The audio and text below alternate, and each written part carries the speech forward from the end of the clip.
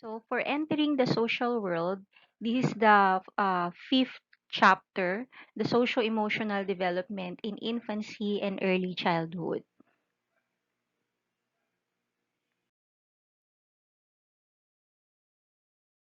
Okay, so first, we will study what is emotion kasi dito sa chapter na to, sa period na to, sa infancy and early childhood, um, very important no yung pag-emerge ng mga emotions.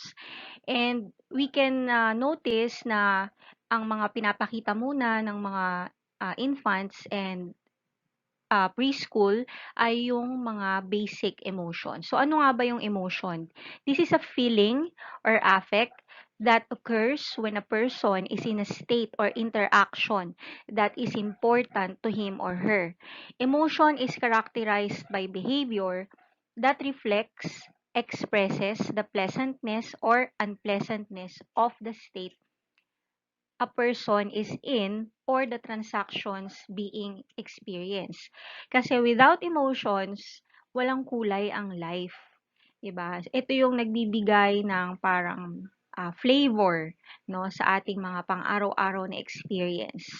So, as we can notice in infants, we can already see them smiling, 'di ba? So, ibig sabihin nun nagpapakita na siya kaagad ng state of joy or happiness, 'di ba? And when the baby cry or when the baby frowns, 'di ba? We can say na nagpapakita siya ng emotion of anger or pwede ring sadness, no? But of course, hindi naman niya masasabi pa 'yon, hindi niya pa ma-verbalize, but we can see in the expression o yung behavior niya kung ano yung kanyang nararamdaman or emotions. Ayan. Kaya ba natin kailangan ng emotion? So, ito yung mga functions of emotion, especially in children, no, or in infancy. So, they help people adapt to their environment. So, for example, fear, it protects us from danger, di ba? Kung hindi ka nakakaramdam ng fear, then sige-sige ka lang sa behavior mo. Especially with with a child, no? They need to experience something na afraid sila or scared sila para ma-prevent sila sa more damage or danger or threat. Happiness contributes to stronger interpersonal relationship. So, kapag nag smile yung isang tao, syempre mas approachable siya, mas lalapitan siya, more likely na friendly yung kanyang demeanor, no? So, mas magiging okay siya sa pakikipag kapwa or in building a interpersonal relationship with other people. Disgust keeps people away from substances that makes them ill. So, yun namang emotion na disgust, it can prevent us dun sa mga, halimbawa, sa baby, di ba, kapag pag dirty, no, binibitawan nila yung isang bagay na dirty, no, o kaya naman, iniiwasan nila, halimbawa, punta silang CR, pag sinabi mo, oh, dirty yan, huwag mong hihipuin yan, so, magkakaroon siya ng parang feeling of disgust, no, of course, emotions can be learned, no? We can teach them what to do and what not to do. And then ano yung mafi-feel na emotion or feelings. Ayan. And many more, hindi lang ito yung mga emotions. Ito lang yung mga examples kung ano ba yung function ng ating emotions. So we can never really set aside our emotions. It's very, very important in our lives. Basic emotions. Kung napanood niyo na yung Inside Out, no, makikita natin doon yung mga basic emotions, 'di ba? Yung joy, anger, fear, ano pa ba, sadness, and disgust. So, totoo naman, yun naman talaga yung mga basic no na emotions. So, yung movie na yun ay masasabi ko na talagang nag-research, no? I think parang psychologist pa nga yata yung isa sa mga, I don't know, producer yata ng movie na yun. But anyway, so these are the basic emotions that are felt, no, firsthand. during infancy and, of course, the early childhood years. So emotions experienced by humankind and that consist of three elements. So if you can remember from your introduction to psychology, um, merong iba't ibang theories of emotion. So, pero yung ito yung general, meron daw three elements ang emotion. So, number one, we have the subjective feeling. Ibig sabihin, this is unique to us, no? Ito yung nararamdaman mo na ikaw lang yung nakakapag-define, subjective. Yan. And then, physiological change, no? May elemento rin ng pagbabago sa katawan. 'Di ba, halimbawa kapag ikaw ay galit siyempre, puwedeng umiinit 'no, tumataas yung temperature 'no, yung body temp um, o kaya naman bumibilis yung tibok ng puso, 'yan. Kapag natatakot, 'yan. And kahit masaya 'di ba, yung sobrang saya, excited, ganyan. Or masakit ang tiyan 'di ba, kapag excited or sobrang saya. And an overt behavior. So ito yung ah, element na kung saan ine-express mo na yung emotion, overt, 'no? 'Pag sinabing overt, it can be observed. Yan. So, ito yung na-o-observe mo. Kaya nga minsan, di ba, nasasabi natin na, ay, masaya siya. Kasi, pumapalakpak siya o kaya tumatawa siya. So, yun yung mga overt behavior. Ay, malungkot siya kasi umiiyak siya o kaya nakasimangot o kaya wala, tulala lang. Wala siya sa sarili niya. So, yung mga nakikita natin, overt behavior, dun natin nai-infer ano ba yung emotion na nararamdaman ng isang tao. So, the primary emotions or basic, no, pareho lang yon is the same. Emotions that are present in humans and other animals and emerge early in life. So, ito yung mga examples, joy, anger, sadness, fear, and disgust. So, itong mga basic na to, o primary, can be visible at birth, no? At birth hanggang siyempre yung iba, delay yung ano nila, development. So, puwedeng mga 9 months or kumbaga nakapag-adapt na 'no, sa environment. Kasi sabi ko nga, emotions are also learned. Ayan. First emotion, that emerge 'no, during infancy, as early as infancy is joy or happiness. Kaya, um makikita na natin sila na naka-smile, 'di ba? Kahit nga tulog, 'di ba, parang nangiwi, 'no, na parang as if they are smiling. So, at this age, social smiles first appear, especially when they see a face of a person. Yan.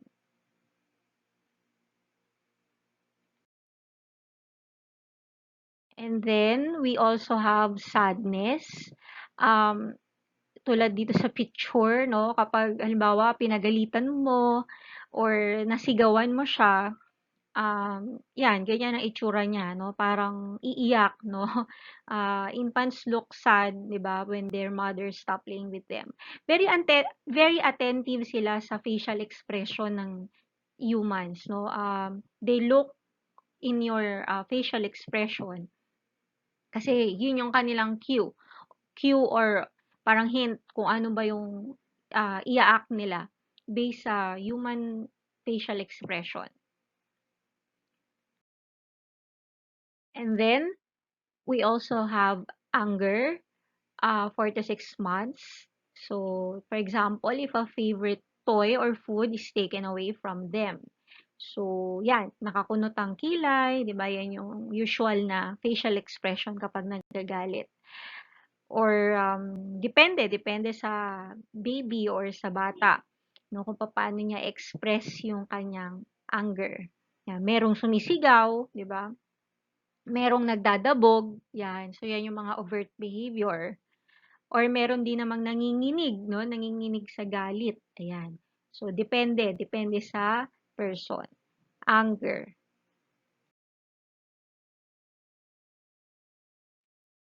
And then, we also have fear. So, ito, medyo late na siya nag-emerge, no? Kaya nga, di ba, kapag birth, tapos 1 month, 2 months, di ba, wala pa masyadong fear, no? Sige-sige lang. Then unti-unti habang nakakapag-adapt na sa environment, nakakaramdam na tayo ng takot. Yan. So at about 6 months, infants become wary in the presence of an unfamiliar adult. So yung expression na yun, yung reaction na yun kapag merong ibang tao, ang tawag doon ay stranger wariness. So that is normal, no? Yung bang eto na kasi yung time na naka-build na siya ng attachment dun sa kanyang primary caregiver, that is usually the mother. So kapag may ibang tao, halimbawa may bumisita or may kapitbahay, um, matatakot siya, no?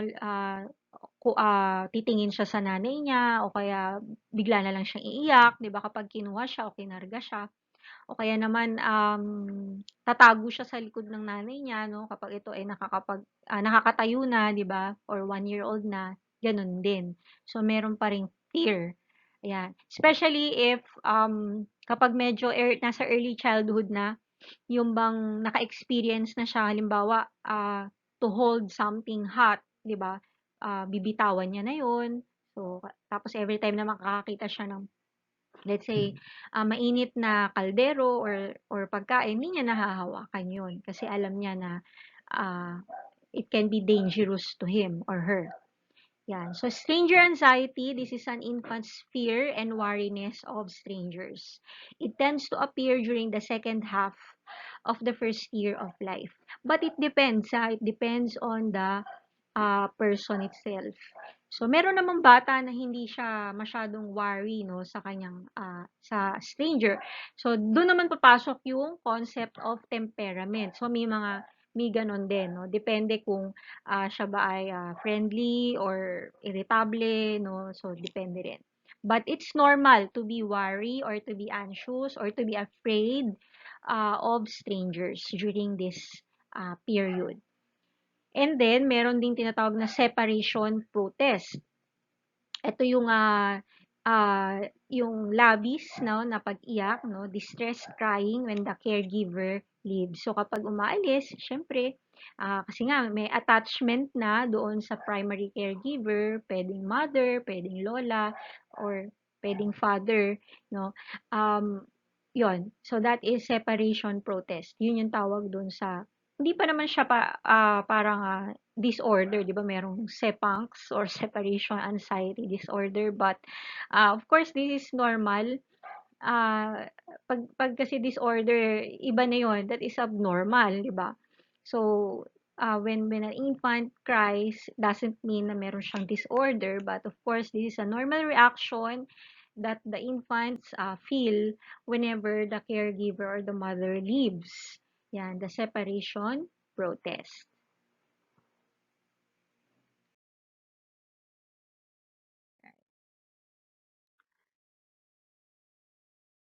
Another emotion is disgust. Preschool children may respond with disgust at the odor of feces or at being asked to touch a maggot or being asked to eat a piece of candy that is resting on the bottom of a brand new potty seat. So, disgust signals potential illness. So, again, this is learned, depende sa pagpapalaki din, di ba? Kapag nakikita niya or walang sumasaway sa kanya na, oh, dirty yan, pupulutin niya, kakainin yan, um, siyempre, gagawin niya yon. Pero kung matuturuan siya, kung ano yung dirty, ano yung clean, kung ano yung pwede, ano yung hindi, makaka-develop siya ng emotion of disgust. And it can prevent the baby or the child to get ill or to get sick.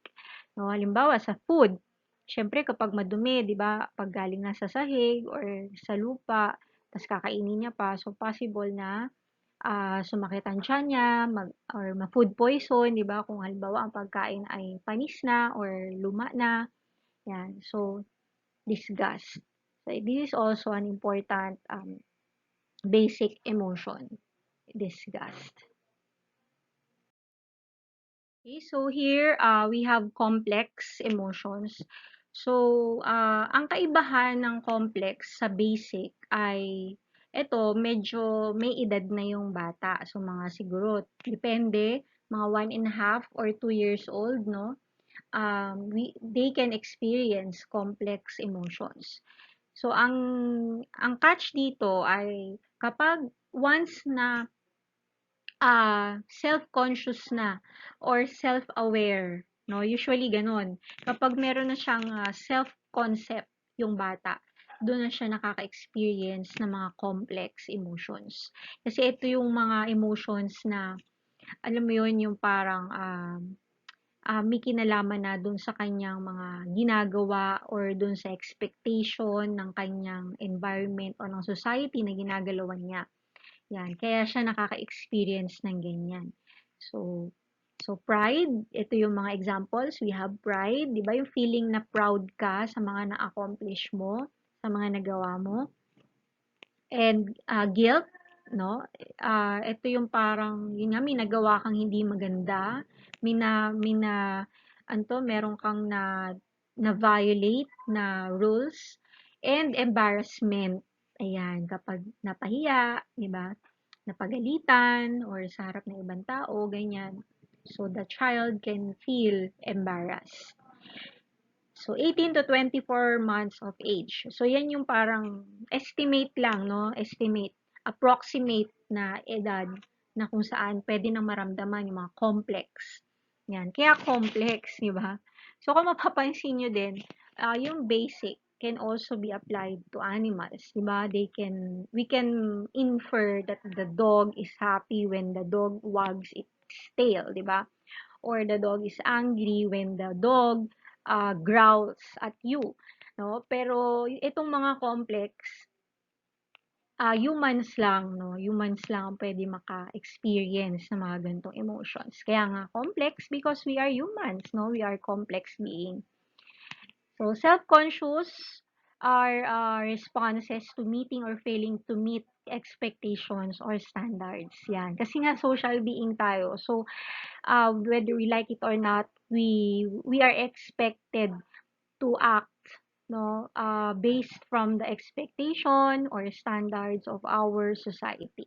No, hindi kasi tayo hindi kasi tayo parang independent lang, no? We should abide, no, by the expectation set by our parents or our family, and of course the bigger picture, the society itself. Yan. So, emotions that require self-awareness, especially consciousness, and a sense of me. Yan. Examples include jealousy, empathy, and embarrassment. Yan. Kumbaga parang ako. Yan. Kapag nagkaroon na siya ng sense na ako to, sarili ko to, meron akong sarili kong identity, or I am considered a self separate from the environment. I'm not an object. Yan. So, dyan na nag-start na maka-feel ng mga complex emotions. Now, let's go to crying. So, crying is one of the basic, parang social gesture, no, ng mga baby, yung pag-iyak. So, we have 3 kinds of crying or cry: basic, anger, and pain. So, sa basic, ito yung maigsi lang, no, parang sumisipol lang siya, yan, gano'n. And, puwedeng mataas yung tono niya, no. So, ito yung parang kapag nagugutom, no, or kapag merong pupo sa puwet, yan, sa diaper, yan, basic cry.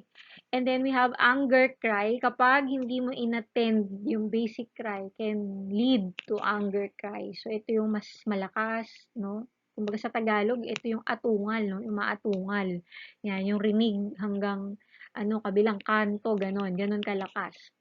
Yan. So, with more excess air forced through the vocal cord. So, pwedeng parang habol na yun yung hininga niya, no? Some babies, parang hinihika, no? Pag umiiyak. Yan. So, depende rin sa person. Yan. And pain cry. So, itong pain, usually maririnig nyo to or makikita nyo to sa mga baby sa ospital, no? Yung kapag pinapa-check up, tapos magpapa-vaccine, yan. Then, after the injection or during the injection, um, iiyak sila ng napakahaba, 'di ba? Yung long, loud cry and then biglang tigil 'yon, no? Biglang kapag tapos na yung vaccine or yung injection, um, titigil na siya bigla. So, yun yung pain cry. Kasi nakakaramdam na rin ng pain, no? Of course, kapag pinalo mo or kinurot mo, di ba? Yun. So, iba-iba. Tapos, depende rin sa nanay, no? Na kasi alam ng nanay kung ano yung, kumbaga na pag-aaralan din niya yung iyak ng kanyang sanggol. Kumbaga parang alam niya na, gutom yan, or yung ganyang iyak, may pupu yan, di ba? So, may ganun din. So, depende rin. These are just terms, no, that is normally used in development. Okay, so smiling is also one. Kung may crying, may smiling. One of the social gestures. So we have two kinds, the reflexive and the social. So yung reflexive, it does not occur in response to external stimuli. So pwedeng automatic response ito, yung reflexive smile. So nangyayari ito during the first month after birth. Usually during sleep. Ayan. So ito yung nakikita natin na biglang nangiti, no? Kahit tulog. Yeah. Siguro, pwede nating infer na baka nananaginip, no? Pero, yun nga, this is reflexive. So, automatic response siya. Without any external stimuli or stimulus. Social smile, eto na, nag-respond siya sa isang external stimulus like a human face. Diba? Kapag nakakita siya ng uh, tao na nakatingin sa kanya, nakangiti rin sa kanya, o kaya nagme-make face, di ba? The baby or the child usually give social smile. Yan.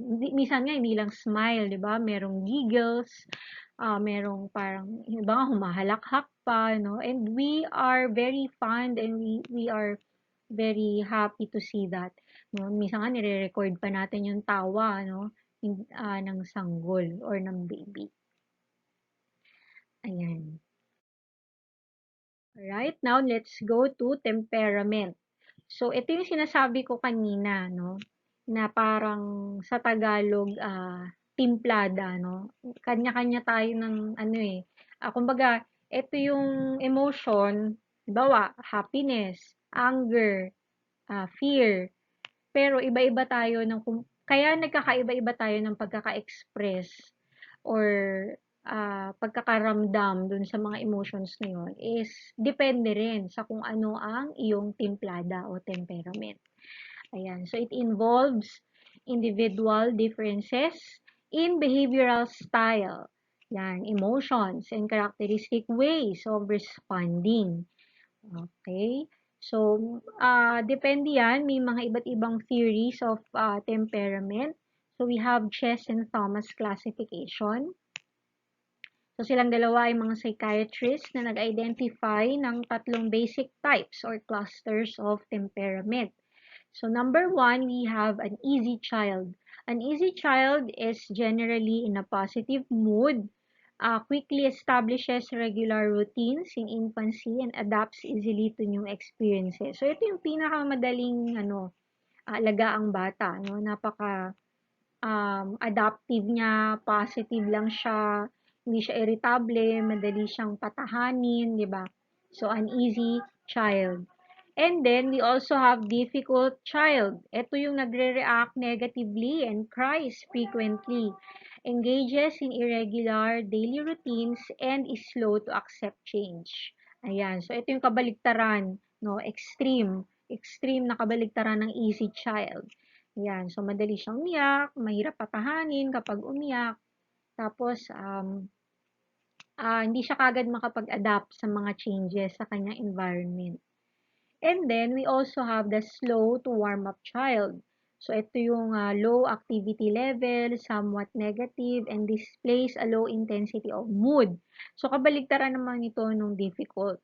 No? Kumbaga, parang lethargic siya. No? Lethargic, ibig sabihin, parang wala siyang energy, um, medyo malamya, matamlay, siguro may infer natin na parang may pagka-lazy or tamad, no? Wala lang, hindi siya masyadong responsive, oo. Merong mga ganitong bata, yung parang, mahirap siyang patawanin, pero hindi rin naman siya iritable, 'no? Wala lang siya, gano'n. Very siguro sa adult, puwedeng yung mga calm person, masyadong wala lang, chill lang, 'no, yung mga parang gano'n, slow to warm up, 'yan. Mm. They prefer to be alone, yung mga gano'n. Sa easy child, ito yung parang happy-happy, 'no, medyo energetic, 'yan. Tapos yung difficult, ito yung medyo hyper, 'yan, 'no, madaling magalit, masyadong, iritable, 'yan. So, etong temperament, ano 'to ha, nadadala 'to hanggang paglaki. So, it's not limited to childhood only. So, it can be also learned and of course, this is also hereditary, no? Kasi temperament 'to eh. Nasa personality mo 'to, no? Na kumbaga naka-engrave din, no? By nature, ganito ka na. Yan yung style mo. So, in everything that you do, um, meron siyang timpla. Anong timpla nung galit mo? Are you uneasy, difficult, or slow to warm up? And so on and so forth. Ayan. Part in Bates classification. So we also have three temperaments. The extraversion, surgency, negative affectivity, and effortful control. So sa extraversion, it includes approach, pleasure, activity, and smiling and laughter. So ito yung katulad nung easy, no? Yung sila yung medyo energetic, hyper, madaling ma-stimulate, no, madaling tumawa, madaling ngumiti. And, yun. So, surgent, ibig sabihin nun, um, energetic, and yung high level yung kanilang uh, energy or sociable sila. Yan. Sa negative affectivity, it includes fear, frustration, sadness, and discomfort. So, these children are easily distressed. They may fret and cry often. So, ito yung katulad nung kanina, yung may pagka-negative, no? Yung bang mahirap mapatahan, no? Madaling mairita, matakot, ma-frustrate. Yan. Um, Yun. And yun namang isa, yung effortful control, ito yung wala dun sa kanina, no, yung self-regulation. So, this is the balance one kasi they know how to regulate their own emotions and feelings. So, napo-focus nila yung kanilang attention, nasi-shift nila yung attention nila from one stimulus to another. Yan. May inhibitory control din, perceptual sensitivity, and low intensity in pleasure. So, sakto lang. Yan. Siguro pwedeng ihawig din dun sa ano, yung isa yung slow to warm up, no? Pero mas okay itong effortful control compared doon. So, of course, that is a classification. Wala namang talagang, halimbawa, strictly na magpo-fall tayo sa isang category. It can be also combined, no? Halimbawa, medyo extrovert na medyo negative, no? Kumbaga, it varies from one individual to another. Yan. Okay.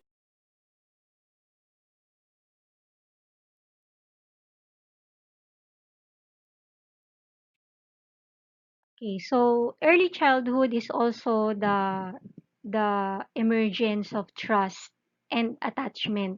No? So dito ito yung mga unang nabibuild or unang nade-develop sa bata.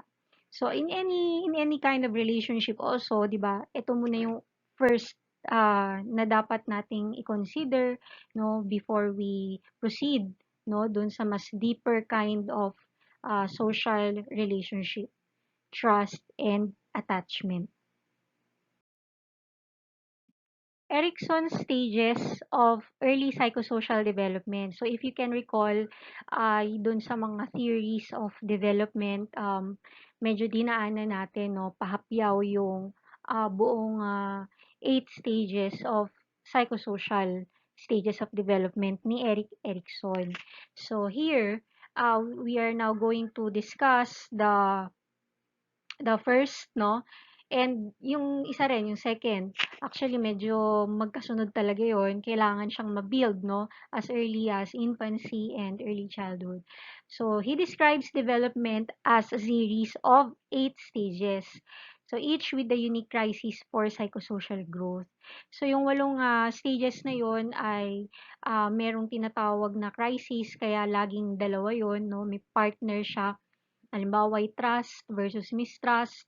The positive side refers to the syntonic qualities and the negative side refers to the dystonic qualities. So, hindi naman sinasabi ni Erikson na kailangan puro positive lang ang ma-develop sa'yo. Kaya nga tinawag siyang crisis, no? Kailangan mo siyang ma-resolve. Kailangan mong mabalanse yung dalawang, yung positive and negative qualities na yun, no? Kailangan mong mabalanse yun, kailangan mong ma-resolve yung conflicting qualities, no? Para makapunta ka o makuha mo yung psychosocial strength na tinatawag and magagamit mo yun dun sa susunod na stage. Yan. So, crisis for psychosocial growth. Kasi nga, kung walang crisis, kung walang change, wala ding growth. So, growth involve changes, no? So, when the crisis is not resolved, that aspect of psychosocial development is stunted. So, hindi talaga siya made-develop or puwede naman, yun nga lang, makaka-proceed ka naman dun sa mga susunod na stages, kaya lang medyo, it will be difficult for you to resolve the next crisis, no, without, establishing first your psychosocial strength, yan. Kasi yun yung gagamitin mo in order for you to resolve the future crisis.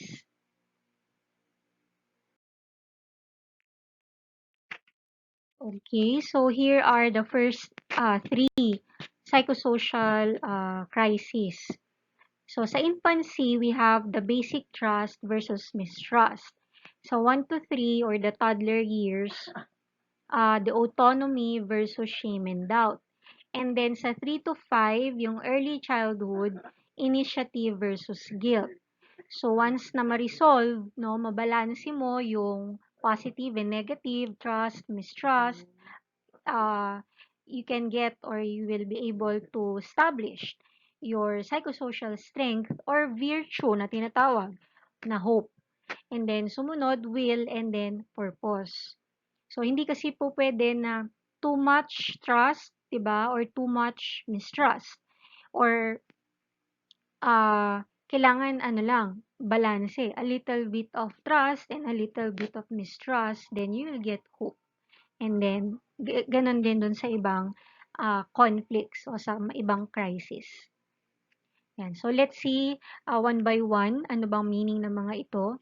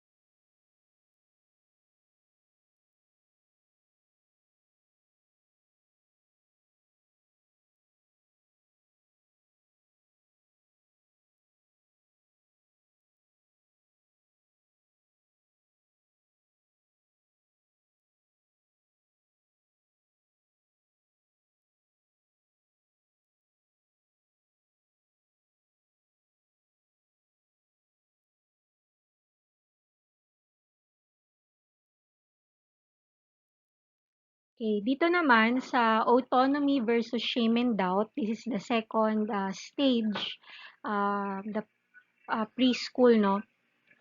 Mga 2 to 4 siguro or 1 to 3, ganyan. So, autonomy versus shame and doubt. So, dito, from being dependent sa kanilang adult primary caregiver, they are now learning how to be independent. So, ginigain nila yung kanilang autonomy. Pero yun nga, tulad nga ng sabi ko, dapat ay balance pa din, no? A little bit of autonomy and of course, a little bit of shame and doubt.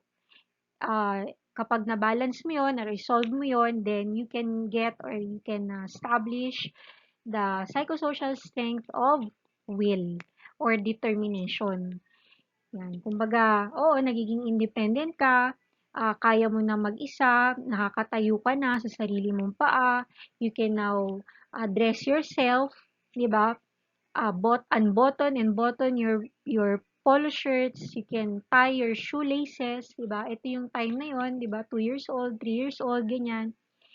Tapos ina-assert mo yung iyong autonomy, 'di ba? This is the time also of saying no to adults, 'di ba? Na ito yung oras na kung saan ay ina-explore nila yung kanilang environment on their own, yan, without the help of adults, yan. Kaya ayaw nga nila ng masyado silang pinapakialaman, 'di ba? Gusto nila maglakad mag-isa, tumakbo. Kaya lang, yun nga, delikado for them, 'di ba? Kasi baby pa rin sila. Yan. And, syempre, ngayon pa lang nila in-explore yung environment, more likely na prone sila lalo sa danger or sa threat. Yan. Kaya, dapat din na matutunan ng mga bata yung shame and doubt. Kasi oo nga, kaya nilang gawin na yung mga ibang bagay, pero dapat meron pa rin kaunting parang hiya sa sarili na lalo na kapag mali yung ginagawa nila, 'di ba? Pero tinuturo dito na ano man yung independence na meron ang tao, ano man yung freedom na tinatamasa natin bilang tao, there is an accountability to whatever act, no, ng tao. Kumbaga, meron kang dapat na responsibility. Yan, meron kang shame and doubt sa sarili. Yan, kasi kapag nawala yan, lalaki kang arugante, mayabang, 'di ba? Na feeling mo lahat, alam mo, kaya mo lahat, no? At wala kang pakialam sa nararamdaman ng ibang tao. So dapat siyang mabalanse bata pa lang. Yan. So para makuha natin yung virtue or strength na will and determination. Yan. Kasi hindi naman laging perfect, 'di ba? Hindi ito rin yung time na yun eh, yung binibuild yung parang pagiging perfectionist, yan, 'di ba? Yung kay Freud sa anal stage, 'di ba? Yan, dito rin kasi dinedevelop yung self-control. Yan, yung pagpipigil. So hindi lahat pwede mong gawin, 'di ba? Hindi lahat kontrolado mo. So may mga bagay na wala sa iyong mga kamay. Yan. So ito yung time na 'yon. Okay?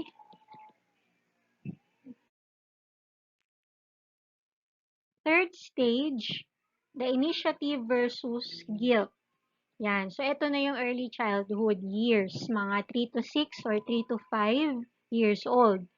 Youngsters start to explore the environment on their own, ask innumerable questions about the world, and imagine possibilities for themselves. So this initiative is moderated by guilt as children realize that their initiative may place them in conflict with others. So okay lang naman no na magkaroon tayo ng sa Tagalog ay kusa, no? Meron tayong pagkukusa na gawin ang mga bagay-bagay na merong purpose, no? Or meron na kasi tayo ditong ano eh, kumbaga yung mga ginagawa ng bata ay merong goal o may layunin, may objective.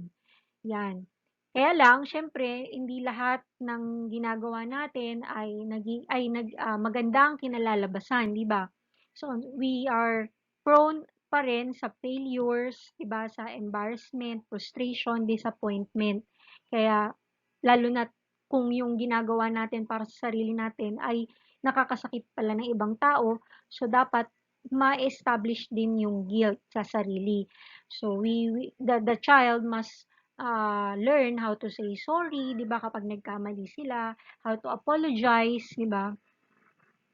And kumbaga nandun yung kaalaman, nandun yung awareness na ay mali yung ginawa ko, 'di ba? Oo nga't nagkaroon ako ng initiative pero hindi lahat ng initiatives ko ay tama, no? Meron din mali at nakakasakit ng aking kapwa.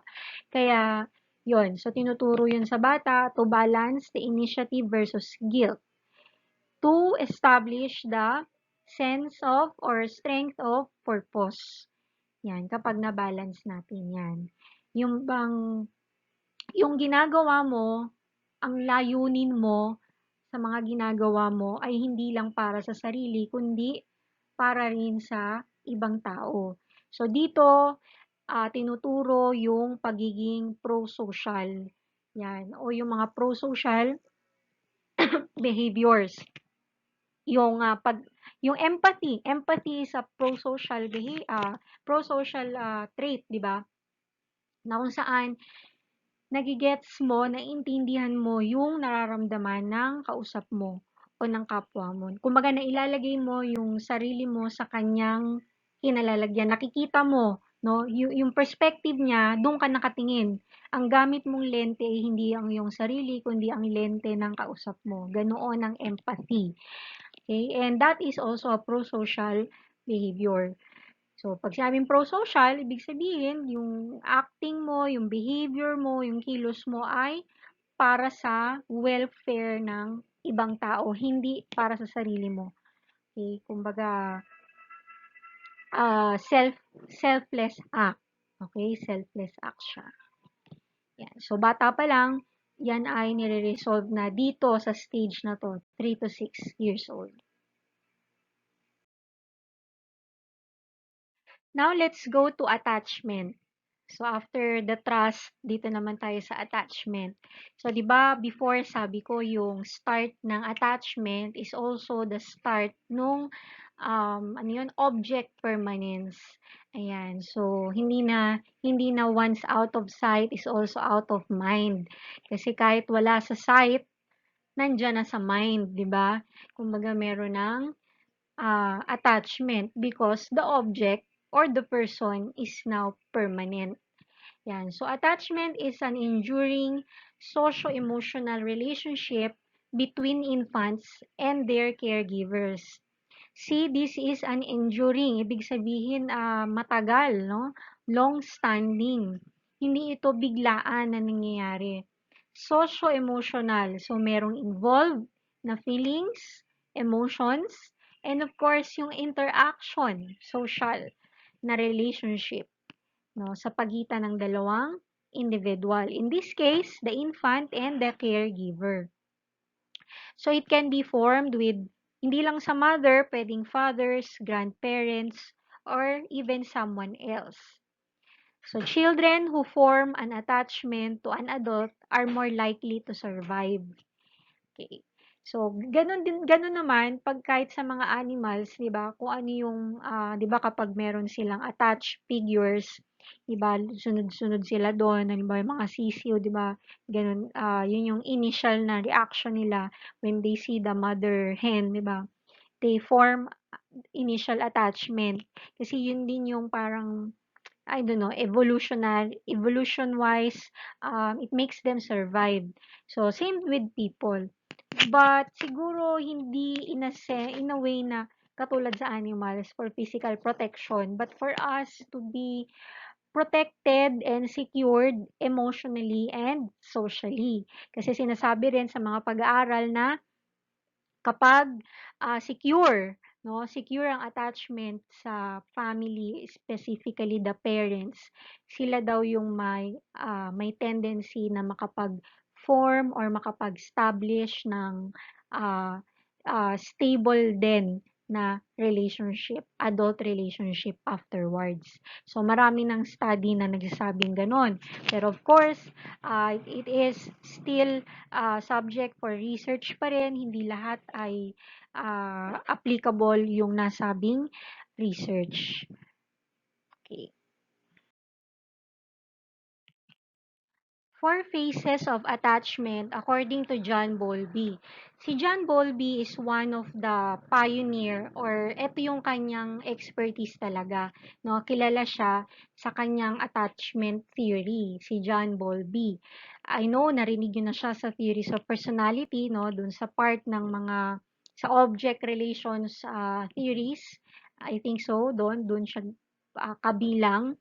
Ayan. So, according to John Bowlby, meron daw apat na phases ang attachment, no? Sabi nga, enduring socio-emotional bond, no? Hindi siya biglaan. So, meron siyang phases na nagaganap. First phase is the pre-attachment. So, dito, using the senses, di ba? Lalo na sensory motor stage pa lang. So, by smell and sound. Yan. So, naaamoy niya na, alam niya yung amoy ng nanay niya, alam niya yung tunog, no, ng boses. Yan, familiar siya, dun pa nga lang sa womb, familiar na siya dun sa boses ng nanay niya. And then, attachment in the making. Ayan. So, babies are gradually identifying the primary caregiver as the person they can depend on when they're anxious or distressed.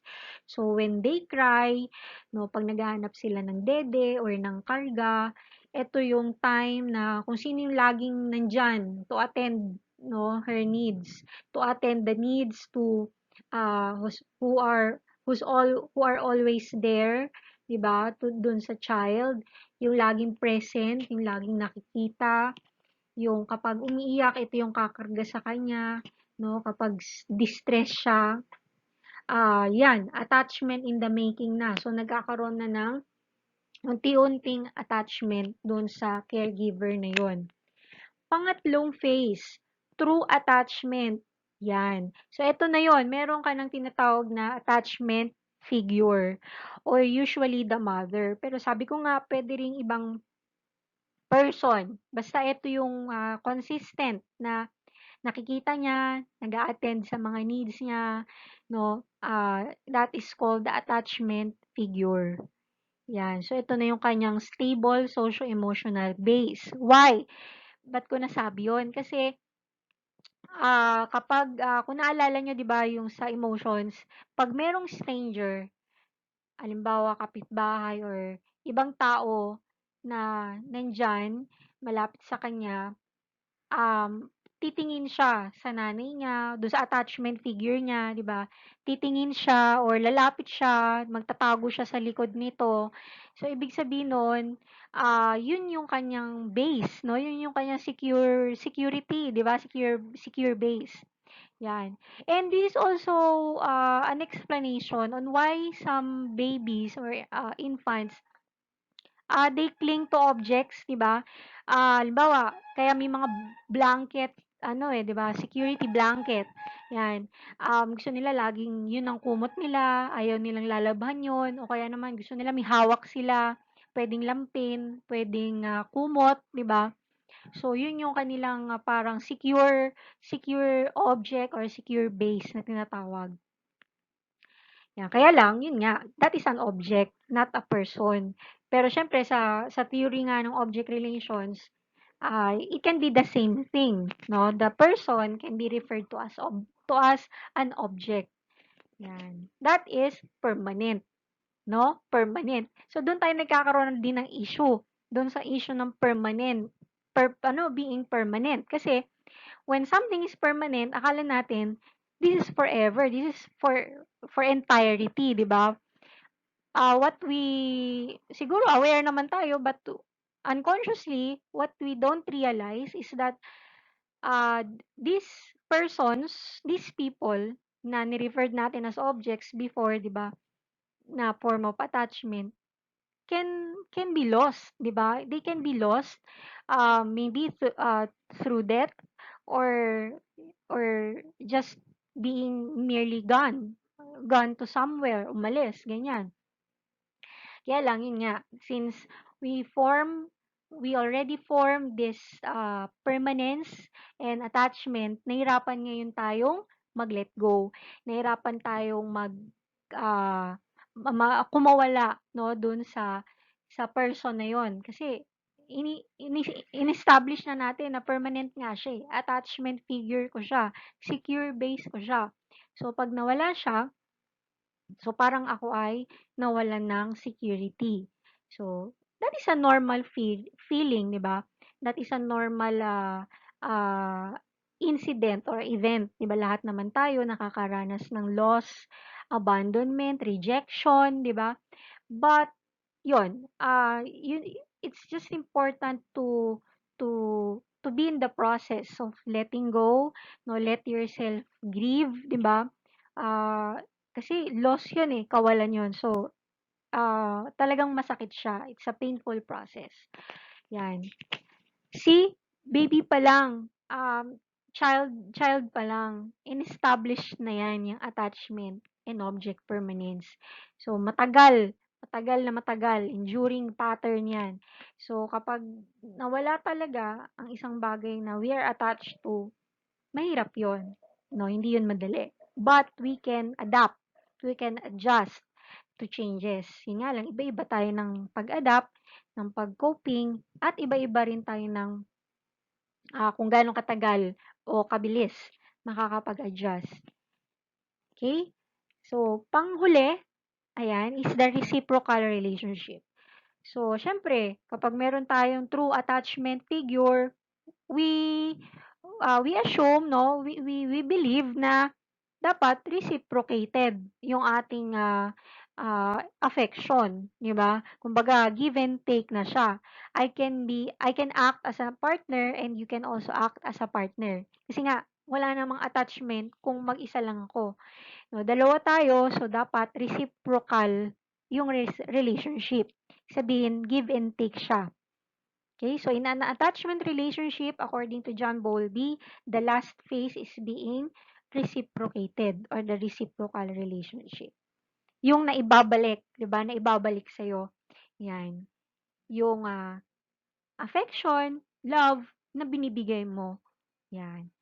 Kasi kung isa lang, ah hindi kompleto yung phases of attachment. Hanggang dun lang tayo sa true attachment. Kung ikaw lang yung na-attach, pero siya, wala naman siyang na-form na attachment to you.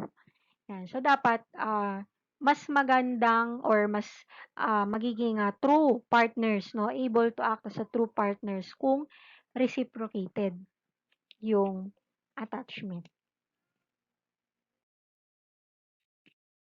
Okay, another one theory of attachment is itong kay Harry Harlow. So, for him, what is important is yung tinatawag niyang comfort. Yan.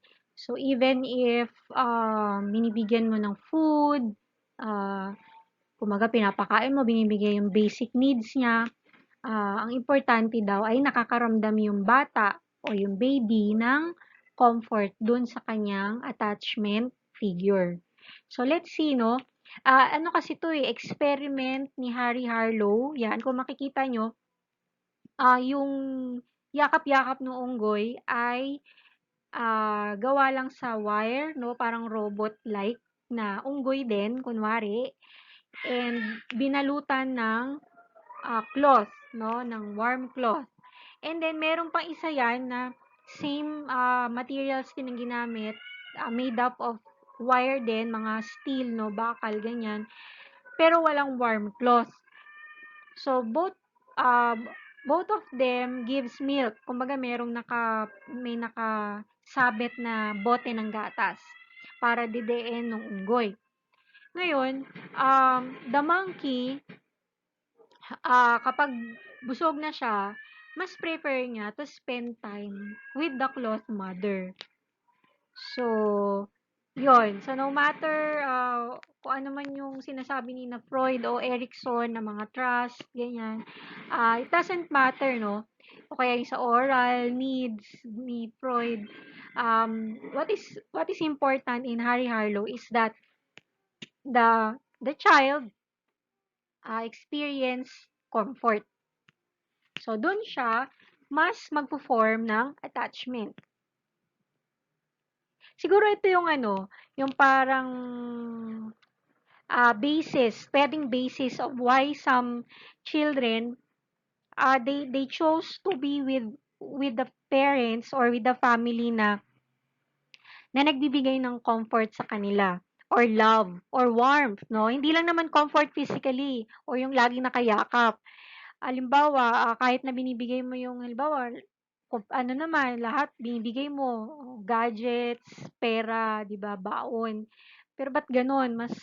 Mas close siya do'n sa sa isang tao na kung saan ay hindi nga binibigay yung mga basic needs niya or mga material na bagay, pero binibigyan siya ng comfort like, 'yun, lagi siguro siyang laging may bonding or may yakap, may halik, ganyan, or something na basta yung comfortable kasi subjective yun, eh. Ang makakaramdam nun ay yung person itself na, naa-attach dun sa attachment figure niya. Yan, siya yung makakapagsabi kung, ah, kung attached ba siya o hindi. Yan, kasi subjective ano din siya, feeling 'no, or emotion. Okay. Another attachment figure is Mary Ainsworth. Ayan, siguro narinig niyo na rin itong pangalan na 'to. Very familiar din siya and very famous, 'no, in the attachment concept.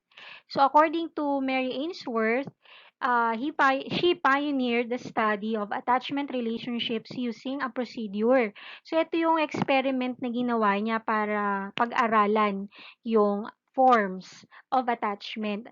So, may iba-iba daw porma, may iba-ibang klase ng attachment. So, tinawag niya itong strange situation. Bakit? Kasi, um, ito yung merong nanay, merong stranger, and merong baby or infant na involved. Kaya, strange situation. So, dito inobserve ni Mary Ainsworth together with her colleagues yung attachment nung infant dun sa kanyang mother.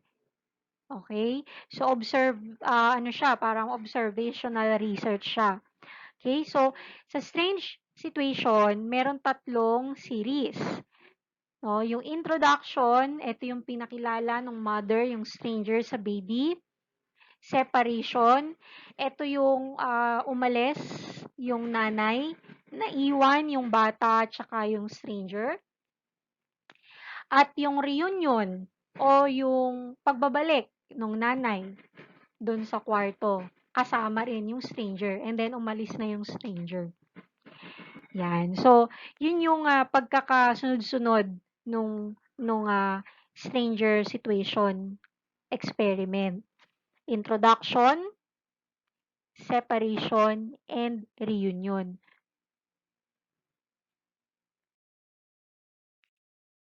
Okay. So, dito makikita natin yung sequence ng events doon sa sinasabi nating strange situation. So, una, nandun sa isang kwarto, sa experimental room, yung mother and infant. Yan. And then, ah, naglalaro yung infant doon sa loob ng playroom for 3 minutes. So, nanonood lang yung nanay sa kanya. And then, may pumasok na stranger, no, remain silent for 1 minute, then talks to the baby for a minute, yan, then approaches the baby. And then, the mother leaves unobtrusively, yung hindi halata, no, unti-unti, ah, um, ah, lumalabas o aalis yung nanay dun sa kwarto na yon. And then, the stranger does not play with the baby but attempts to comfort the baby if necessary. Kung umiyak man yun, di ba, umalis. Siyempre, pwedeng umiiyak, di ba, or pwedeng humabol. Ayan. And then, after 3 minutes, the mother returns. So, ito na yung reunion. Okay? Greets and consoles the baby.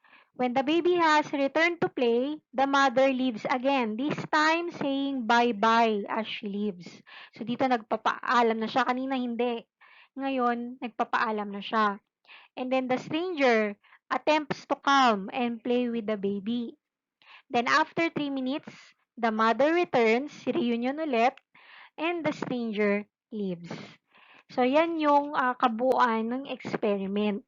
So, makikita nyo doon, in-observe doon yung kanyang reaction, no? Yung kanyang reaction based doon sa inintroduce, yung stranger, pumasok, no? Unang pumasok yung stranger, that is introduction.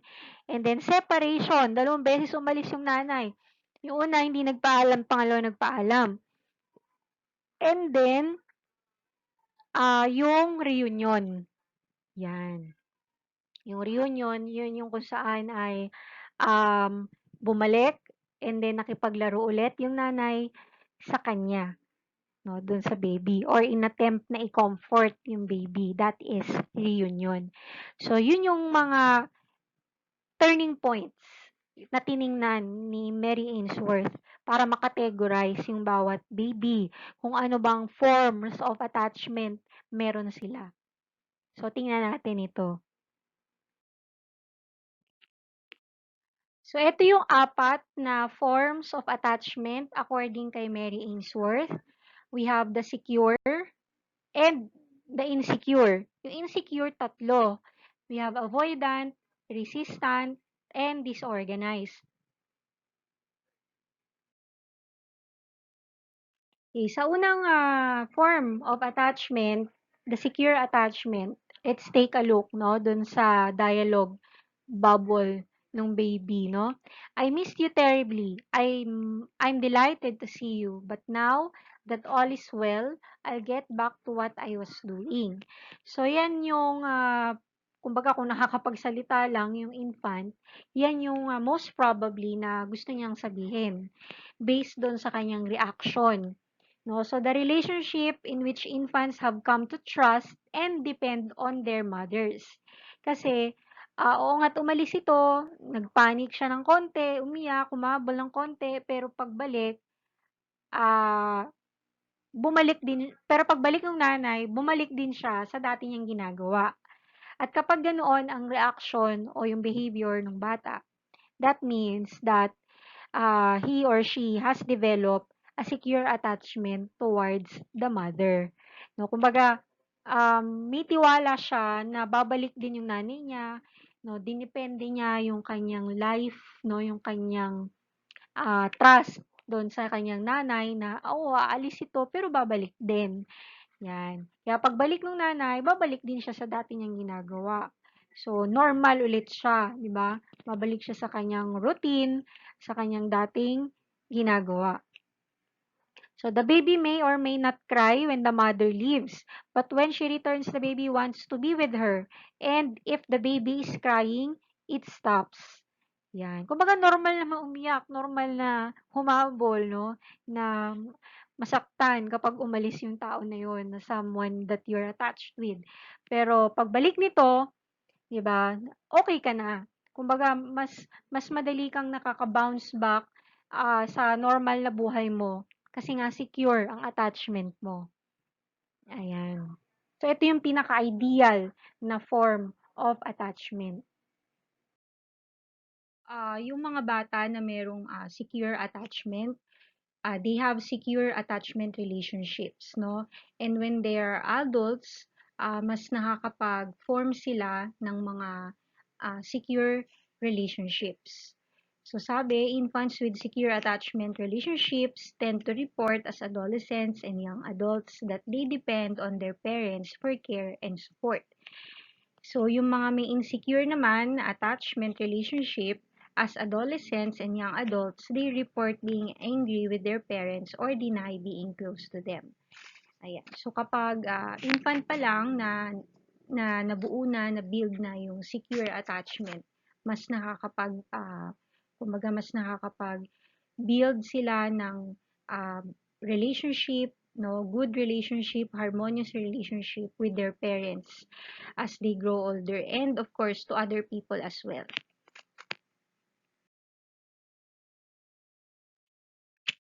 Okay, for another form of attachment is the avoidant. So let me read the dialogue, no? You left me again. I always have to take care of myself. So this is the relationship in which infants turn away from their mothers when they are reunited following a brief separation. So dito, it is one of the forms of insecure. Yan. Yung secure, isa lang yun, no? Kaya nga secure eh. Ngayon, yung insecure, we have three, no? According to, to Mary Ainsworth, no? The first one is this, the avoidant. So, maybe, kapag umalis yung kanilang mother, no, dun sa strange situation, they will not cry, no? Most likely, hindi sila masyadong umiiyak. Akala mo wala lang, no, kapag umaalis ka. Pero, yung, yung reunion, yung pag-return ng mother, um, doon mo makikita yung reaction ng baby or ng child na they avoid, no, they avoid the presence of the mother. And even when the mother hugs the child looks away. Yan. And probably ignore the presence of the mother or the primary caregiver. So yan yung avoidant attachment. Siguro kasi na-build na sa kanya yung or na-develop na sa kanya yung parang independence, no, kasi yun nga pag laging wala yung primary caregiver niya. Parang kumbaga nasanay na siya, no, na mag-isa. Kaya kapag umalis o kaya at ito'y bumalik, parang wala siyang pakialam kasi ah, all along na natuto na siya na alagaan, no, yung o suportahan yung kanyang sarili na mag-isa. Another one, the second form of insecure is the resistant.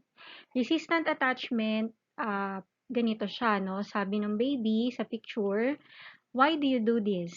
I need you desperately and yet you just leave me without warning. I get so angry when you're like this." So this is a relationship in which after a brief separation, infants want to be held but are difficult to console. Yan. So the baby is upset when the mother leaves and it remains upset or even angry when she returns and is difficult to console. So in short, ito yung parang ano yun, yung tulak ng bibig, no? Kabig ng dibdib, yung urong sulong. Gusto pero ayaw. Yan. Gusto nila ah, na alagaan sila, gusto nila na mahalin sila, pero yun nga, siguro may confusion na parang dahil nga laging umaalis, no, laging siguro hindi nagpapaalam ng maayos yung primary caregiver. So merong part doon na nagagalit sila or may hostile feelings, no, na parang gusto nila na mahalin sila o ma-attach sa isang tao. Yun nga lang kapag nafi-feel nila na na-attach na sila or napapamahal na sila, they're the ones, no, that push away the person para hindi sila masaktan.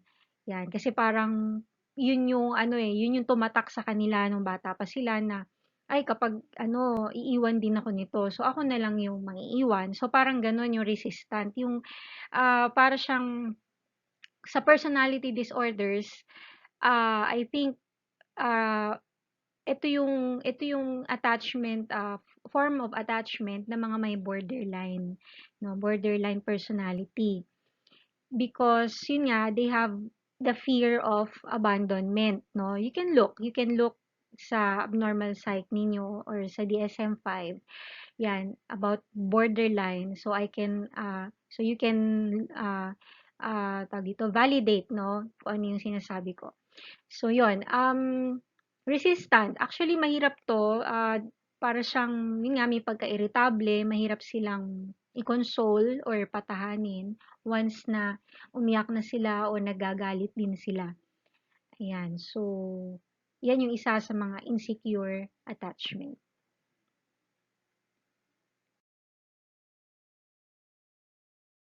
Okay, the last one sa insecure attachment, the disorganized, or in some books, it is called disoriented attachment.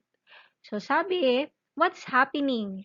I want you to be here, but you left and now you're back. I don't get what's going on. So, sa part na yon meron ding confusion yung baby, no? Kumbaga parang, itong insecure attachment na 'to na disorganized, ito yung most likely na puwedeng mag-lead ah, sa mga ano, yung, ano 'to, yung paranoid, disorder 'no, yung o kaya naman it can also lead to psychopathy, 'yan. Kasi parang hindi nila naramdaman, eh, wala talaga, wala silang idea kung ano ba yung love and affection 'no, ng parents. Kumbaga wala talaga silang pagkukuhanan o paghuhugutan ng, mga damdamin 'no, tulad ng yun nga, pagmamahal, 'yan, pagki-care, 'yan. Kaya, they grow as, siguro antisocial, may pagkagano'n 'no.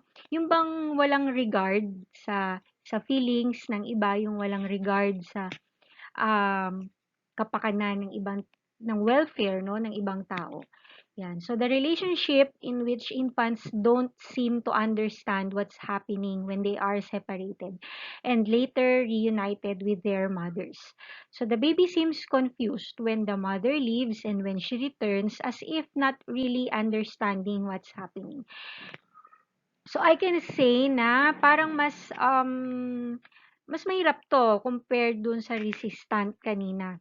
Because, although lahat naman ng insecure talagang hindi siya maganda 'no, pero yun nga, ito yung mga bagay na hindi natin maiwasan 'no, because it will depend on the, parenting of the parents or kung sino man yung primary caregiver ng bata. So, yun, the resistant kasi para siyang ano, eh, yung bang, ah, nakatikim siya. So, in short, 'di ba kapag natikman mo yung isang bagay o isang pagkain, 'di ba parang mas hanap-hanapin mo siya. So, kaya they seek 'no, they seek relationships, gusto nila relasyon, 'di ba, makipagkaibigan or romantic relationship. Kaya lang yun nga, kapag nandun na sa point na, nagiging too close na or, yung nagiging intimate na masyado, ah, yun, nilalayo nila yung sarili nila or gumagawa sila ng paraan para layuan sila. Ngayon, ito naman, sa disorganized, wala silang natikman, 'no? Kumbaga sa pagkain, they don't know the food, 'no? Kung ano ba yun, anong lasa nun. So, in short, wala talagang idea. Kaya wala rin silang maibibigay na ganong klase ng, love or affection. 'Yan. So, may marami ng mga studies na nagsasabi na itong, forms of attachment ay talaga namang mayroong connection or related na sa kung papaano tayo relate or makipag-interact sa ating kapwa. 'Yan. Okay, so stressful life events are associated with insecure attachments during adolescence and young adulthood. Yan. So lumalabas talaga yan kapag during stressful life events. Kumbaga pag may nangyaring hindi maganda, may mga problematic situation, lahat naman tayo nakakaranas nun. Yun nga lang, kapag ang isang tao ay merong insecure attachment, mapa-resistant man yan, avoidant, or disorganized, mas malaki yung impact sa kanila, effect nung stressful life event. Unlike kapag secure yung attachment. Okay? So, ano ba yung mga consequences of attachment? Yan. So, ito yung mga iba't ibang research no, na nagawa at mga results, conclusions, kung ano nga ba yung mga consequences or effects ng attachment. So, infant-parent attachment is the first social relationship. Diba? Kasi yun yung first significant person na naka-interact mo, which is yung parents nga. So, it lays the foundation for all of the infant's later social relationship. Kaya nga sabi, di ba, tingnan mo kung paano niya pakitunguhan yung kanyang parents at makikita mo, malalaman mo kahit hindi mo tanungin kung paano siya makitungo ngayon sa mga adults, di ba? A successful first relationship and continued warm parenting likely work together to foster children's development. Yan, so mas magpapatuloy kung maganda yung relasyon niya sa kanyang magulang, ay makakatulong yun further for the children's development, no, holistically. Yan. So magandang friendship, quality of friendship, no? Mas konti daw ang conflict. Ayan. Siyempre kapag marunong ka umintindi, 'di ba, hindi ka masyadong argumentative, 'di ba? At you're empathic, 'di ba? So mas fewer yung conflicts mo with your friends. Kaya lang kung yun nga medyo matigas ulo mo, yun nga may pagka-resistant or avoidant ka, ah, ano din, mas marami kang conflict sa friends. Kaya yung iba, lalo na yung sa may disorganized, um, bihira, no? Kokonti lang yung kanilang friends. So, more stable and higher quality romantic relationship. Ayan. So, makikita din natin yan, no? Sa pakikipagrelasyon sa mga romantic relationship, boyfriend, girlfriend, ganyan, husband and wife. Yan. So, mas okay sana kung secure. But of course, hindi naman to deterministic. Kumbaga, parang theory. Again, it can be tested, no? Hindi siya applicable sa lahat ng tao. Even though you have insecure, hindi naman talaga sinasabi na, mahirapan itong makapag-asawa kasi insecure. Pero, possible, no? Kumbaga, may chance. Hindi lang sinasabi na yun talaga yung cause. Yan. And then more skilled in social interactions. Yan. So sa pakikipagkapwa, sa pakikipag-usap, sa pakikipag-ugnayan sa ating kapwa, mas marunong, no, mas kayang magdala ng mga may secure attachment kesa sa mga may insecure attachment. Okay. Pero syempre, again, yun, hindi yun pangkalahatan. Of course, related, ibig sabihin correlated, ibig sabihin pwede namang kumbaga walang cause and effect doon. Hindi naman talaga sinasabi na yun talaga yung cause, kaya siya nahihirapang makipagkapwa kasi nga meron siyang insecure attachment. Marami pang ibang factors, hindi lang yun.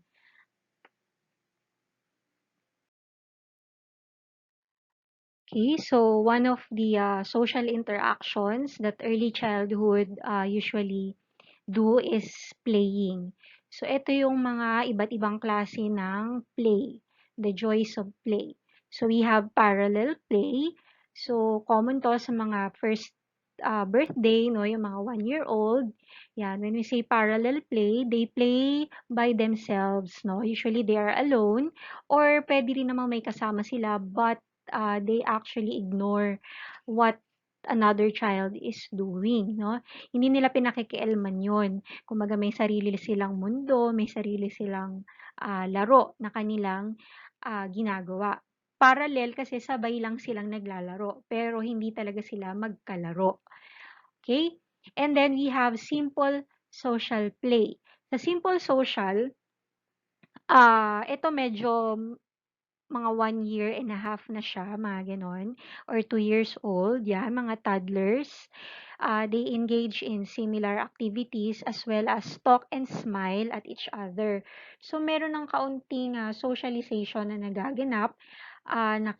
Kumbaga, nakikipaglaro na sila doon sa kapwa nila bata, pero wala pang specific na parang goal kung para saan ba yung ginagawa nila or wala silang rules, no, na usapan dun sa kanilang laro.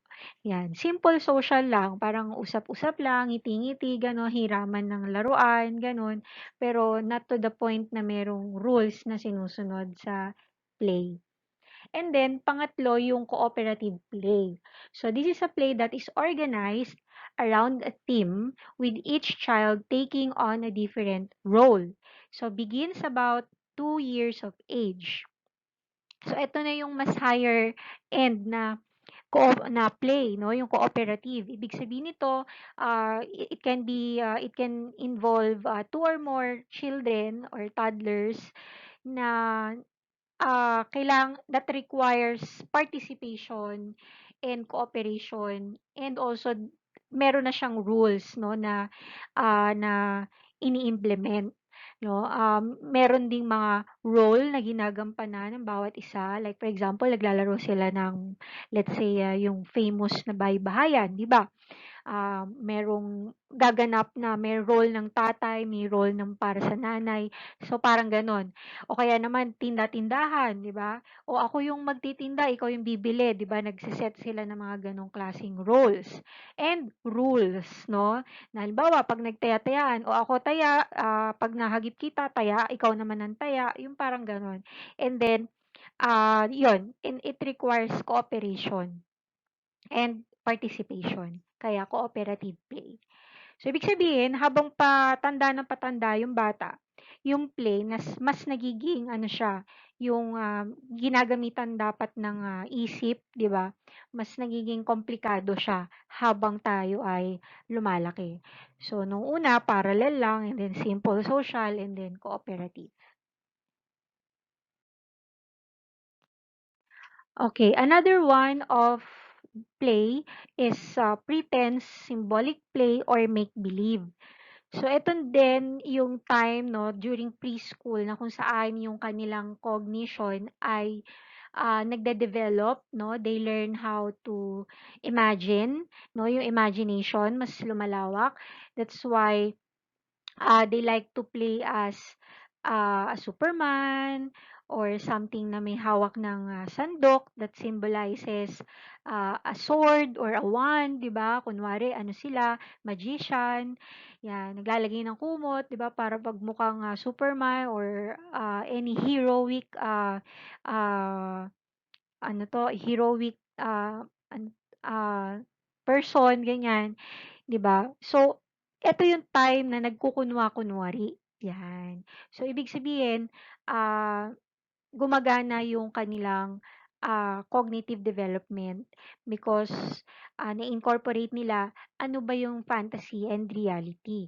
Kumbaga unti-unti nagkakaroon sila ng distinction of what is real and what is, only a fantasy. And of course, this is also the time wherein they imagine, a friend 'no, that tulad halimbawa kapag naglalaro 'di ba kunwari parang may kausap sila ganyan, um, o kaya may imaginary companion.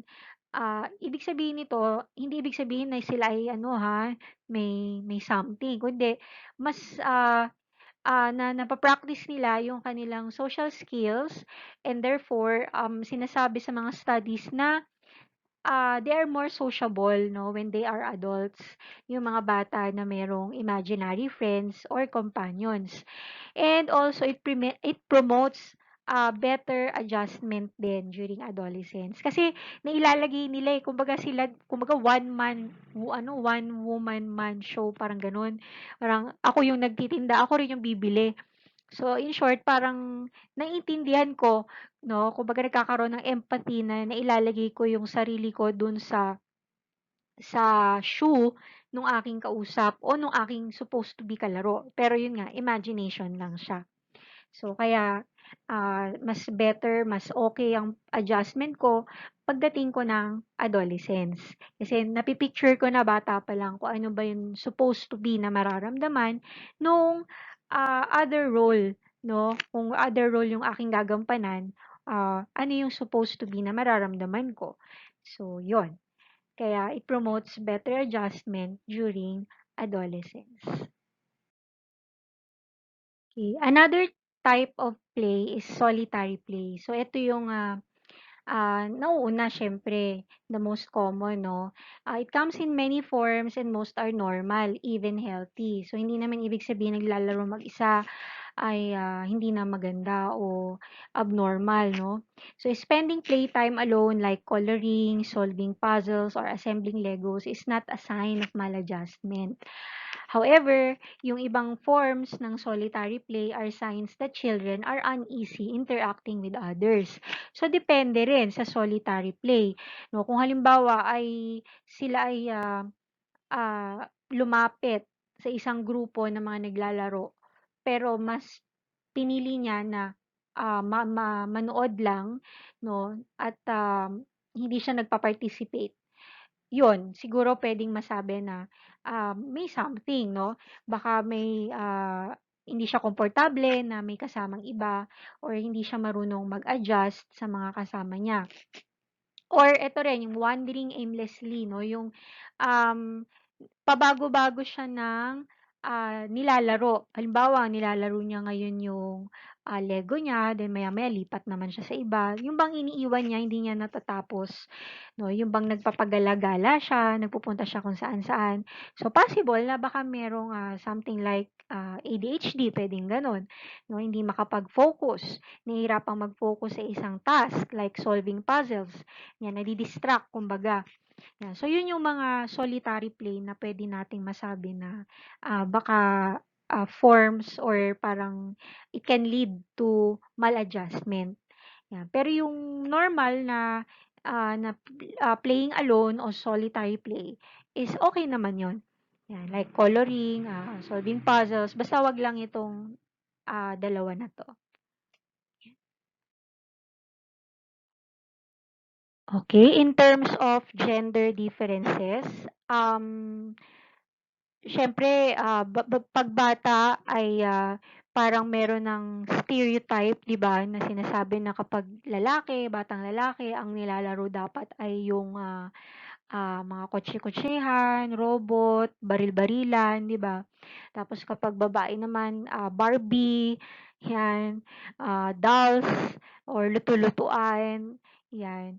So, given the opportunity, children spontaneously select same-sex playmates. So, yun naman yung usual na nangyayari kapag nasa preschool, sabi nga dun sa theory ni Freud, 'di ba? We choose to play with our same-sex playmate. Yan. Kung babae ka, babae yung pipiliin mong makalaro. Kung lalaki naman, lalaki din yung pipiliin mong makalaro. Ayan. Children resist parents' efforts to get them to play with members of the opposite sex. O ayaw natin yun eh. Diba? Ayaw ng bata yun na pipilitin siya na makipaglaro sa hindi niya ka same sex or ande ka opposite sex pala, no? O yun nga. Children's reluctance to play with members of the opposite sex is not restricted to gender type games, such as playing house or playing with cars. Ayan. So, ibig sabihin, hindi lang naman dahil, kumbaga, kaya ayaw niya makipaglaro doon kasi ayaw niya nung laro, no? Or ayaw niya magbaybayan or ayaw niya magkotse-kotsehan, kaya ayaw niya sumali dun sa larong panlalaki, no, yung mga pambabae.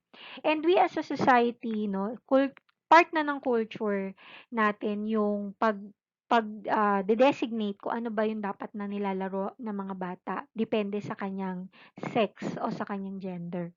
Okay, so let's move on to another slide. Okay, so media o screen time. So ngayon, lalo na ngayong panahon na to, technology and gadgets, devices are already in trending, 'di ba?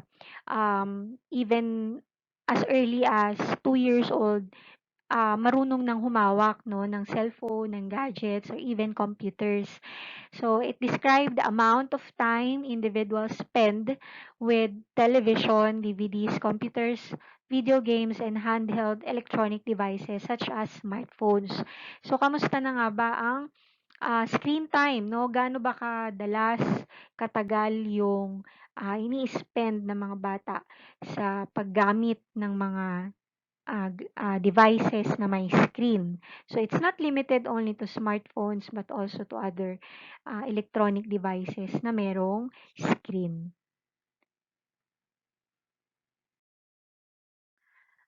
Okay, so parental influence sa socialization ng isang preschooler ay of course a parent can be the playmate also, 'di ba? Ini-encourage ang mga parents to play with their children, uh, especially kung humanap dapat ng time to spend time playing with them kasi mas develop yon ng kanilang cognition, 'di ba? Sabi nga ni Vygotsky, yung interaction dun sa group, 'di ba? When you guide, you facilitate the learning of your child when you play with them or when you bond with them during play. Okay, and then the parent can also be a social director. Siya yung nagsasabi kung ano bang dapat gawin. 'Di ba, halimbawa kung naglalaro, sabihin natin 'yan ay, board game, 'di ba? The parent can be the director of the game, 'no?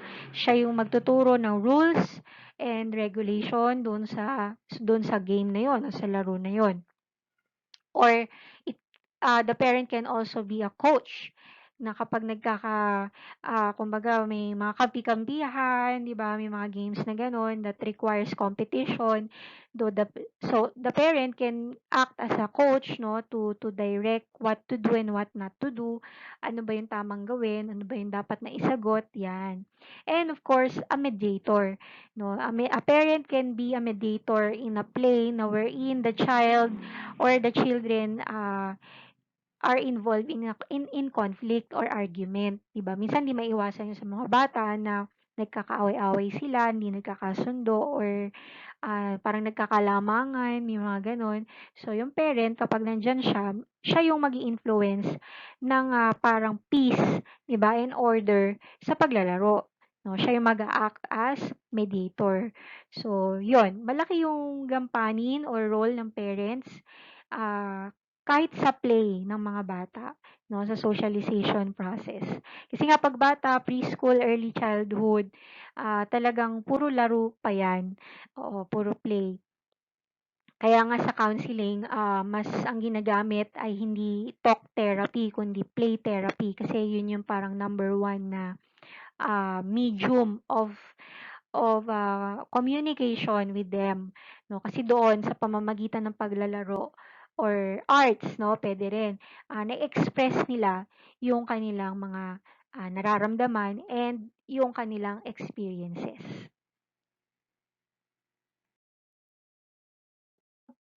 Okay, so one of the values din na tinuturo or dine-develop sa preschool and early childhood is the pro-social behavior. So one of the pro-social behavior requires to siyempre pro-social, ibig sabihin makatao, 'di ba? Kumbaga gusto natin na makatulong sa tao. So that is a pro-social behavior. So when we care to others, when we help each other, then we are considered as pro-social. Kasi kapag wala kang regard sa nararamdaman o sa welfare ng ibang tao, then you're considered na anti-social. So, yan. Pro-social is any behavior that benefits another person. For example, cooperation, di ba? That is a pro-social behavior. Kasi nga, tumutulong ka, nakipag-cooperate ka, nagpa-participate ka because you want to work towards a common goal, di ba? And altruism is behavior that is driven by feelings of responsibility toward other people. Ito yung tumutulong ka ng walang inaantay na kapalit. Kumbaga, you're helping because you want to help, because they are in need, 'di ba? Hindi dahil ikaw yung may kailangan, 'no? Kaya ka tumutulong hindi lang para ito ipagyabang o ipamalita or ipangalandakan na tumutulong ka. That is not altruism. Altruism is helping or sharing in which the individuals do not benefit directly from their actions.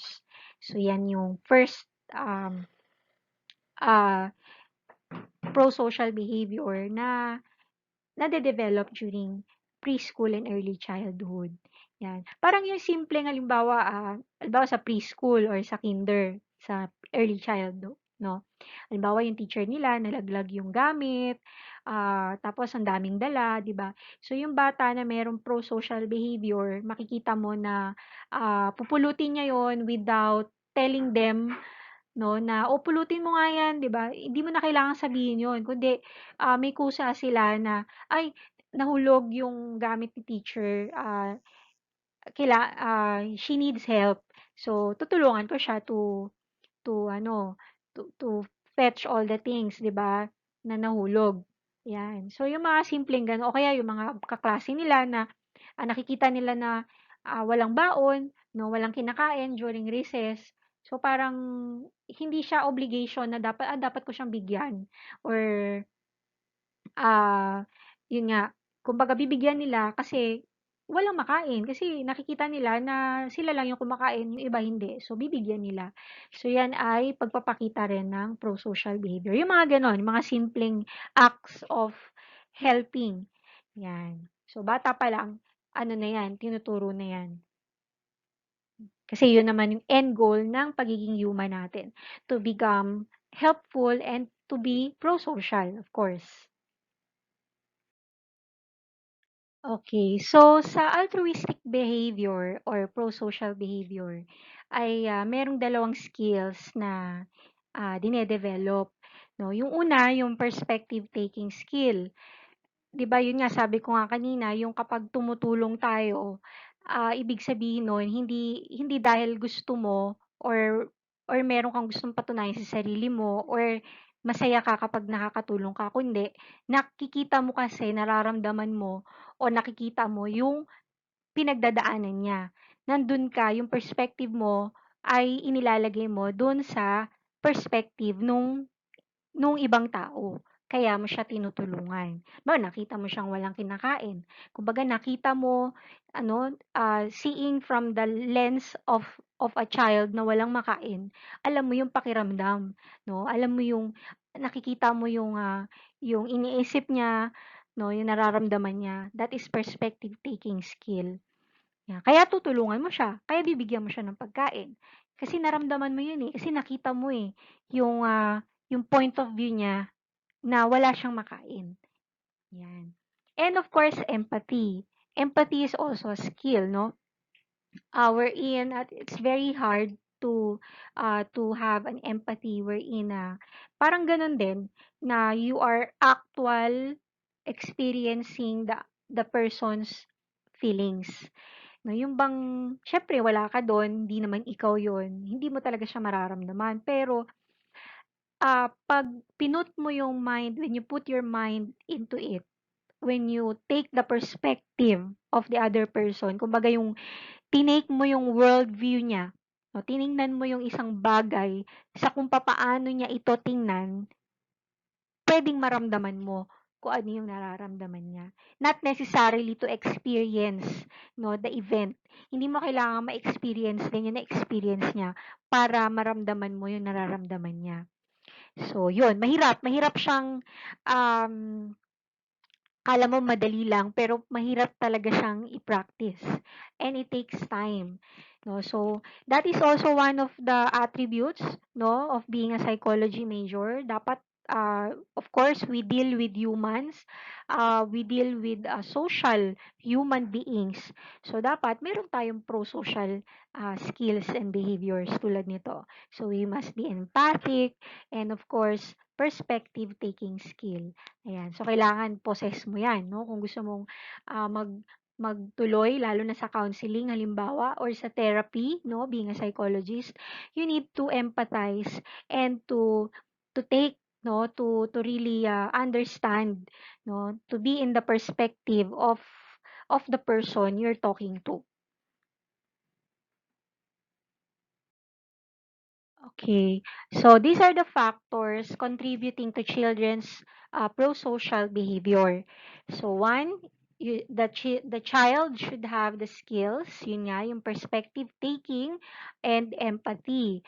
So children are more likely to help when they can take another person's point of view. Yon, nakikita nila yung point of view na kausap nila o ng taong kasalamuhan nila.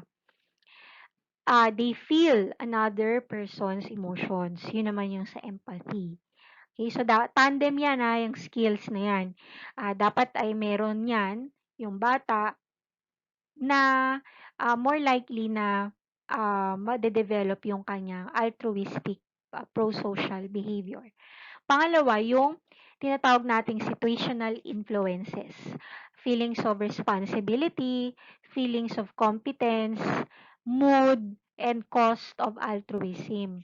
Kumbaga, nafe-feel nila na siya yung responsable doon sa tao na nangangailangan, no? Parang kailangan ko, no? So, somehow parang obligatory, but the responsibility is more more appropriate term or more positive term kasi hindi ka naman pinipilit, walang pumipilit sa'yo, but you feel responsible to it, no?